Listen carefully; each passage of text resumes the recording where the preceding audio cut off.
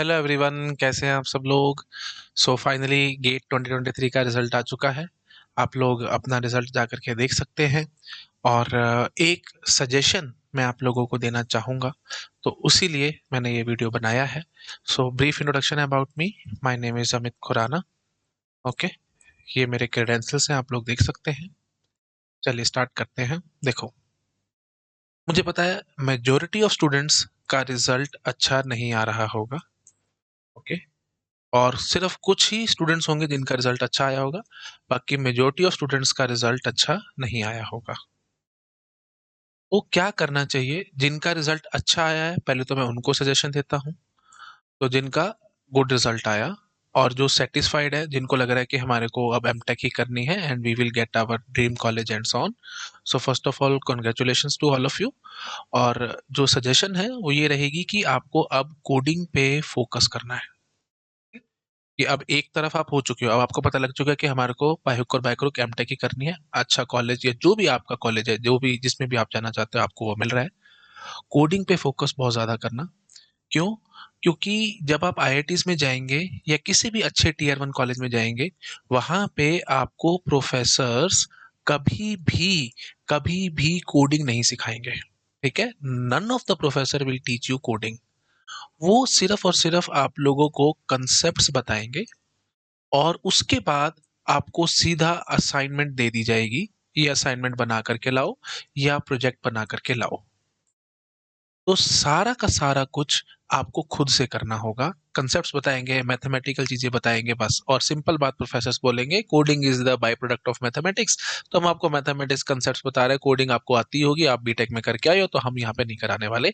वो डायरेक्ट आपको असाइनमेंट दे देंगे। और लंबी चौड़ी असाइनमेंट्स होंगी, उनको पढ़ने में समझने में 1 से 2 दिन आपका जाएगा। काफ़ी बड़ी-बड़ी असाइनमेंट्स होती हैं और उनको समझना, पढ़ना और उसके बाद बनाना, that is quite a difficult task. और प्रोजेक्ट भी आपको देना होगा। और सबसे बड़ी बात ये है कि जो आपका जो मेन एम है, वो आई थिंक सभी का ही लगभग एम रहता है प्लेसमेंट्स का। तो प्लेसमेंट्स में सबसे बड़ी चीज़ जो देखी जाएगी, वो ये देखी जाएगी आपने किस तरह की असाइनमेंट्स बनाई हैं और आपने किस तरीके के प्रोजेक्ट्स बनाए हैं। सिंपल बात बोलूँ, अगर आप एआई-एमएल फील्ड में जाना चाहते हैं, तो एआई-एमएल में आपका एक कोई बड़ा अच्छा-सा प्रोजेक्ट बना हुआ होगा ना, तो बहुत ज़्यादा चांसेस हैं आपकी डायरेक्ट प्लेसमेंट हो जाएगी। ठीक है? तो इसका बहुत फ़र्क पड़ता है भाई। तो इन असाइनमेंट्स और प्रोजेक्ट्स को बहुत ध्यान से और बहुत आराम से बनाना। सजेशन इसीलिए दे रहा हूँ क्योंकि most of the students tier 3 college से होते हैं और वहाँ पे उन्होंने ढंग से काम नहीं किया होता। प्रोजेक्ट्स तो ऐसे हवा में उड़ा रखे होते हैं, लेकिन अब आपको बहुत ज़्यादा इन पे फ़ोकस करना पड़ेगा। ठीक है? तो बहुत ज़्यादा ध्यान रखना।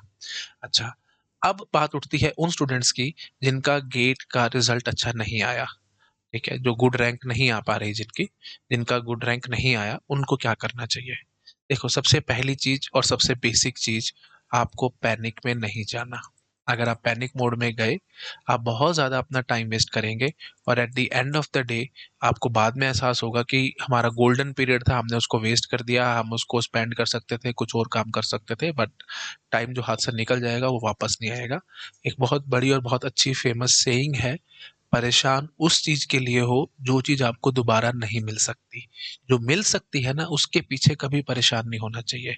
क्या नहीं मिल सकता? समय, टाइम। जो चला गया वो दोबारा नहीं मिलेगा, उसके पीछे परेशान होना बहुत अच्छी बात है। लेकिन बाकी चीज़ों के पीछे परेशान होना कि ओहो रैंक नहीं आई एंड सो ऑन, फालतू की बातें। अगला साल फिर से तैयारी कर लो। कौन मना कर रहा है? आपको लगेगा कि सर आप तो बहुत ही अजीब बातें कर रहे हो, आप तो हमारे को कह रहे हो ड्रॉप करो एंड सो ऑन। लेकिन एक सिंपल सी बात बताता हूँ, जो भी इंस हम जनरली ह्यूमन बीइंग्स हम लोग क्या करते हैं, 25% ऑफ योर एज हम लोग अपनी स्टडीज करते हैं और उसके बाद 75% ऑफ एज में हम उससे जो भी स्टडी करी थी उससे अपनी जॉब करेंगे और पैसा कमाएंगे एंड सो ऑन।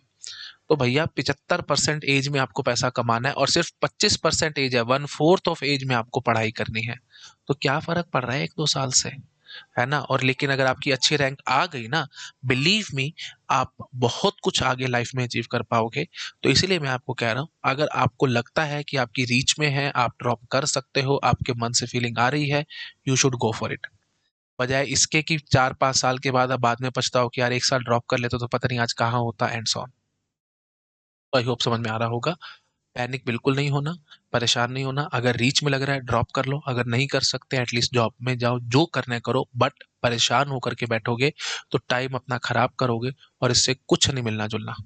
सिंपल सी बात है भाई, एक टेस्ट है, एक छोटा सा टेस्ट है।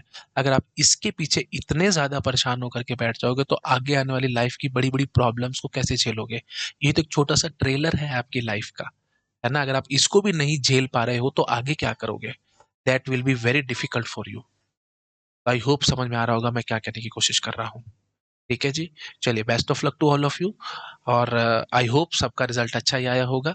ठीक है, तो ब्रीफ थोड़ा सा मैं आपको अनअकैडमी के बारे में बता देता हूँ और उसके बाद हम अपना लेक्चर ओवर करेंगे। बुनियाद बैच इस फॉर मार्च 18 से स्टार्ट हो रहा है फॉर 2025।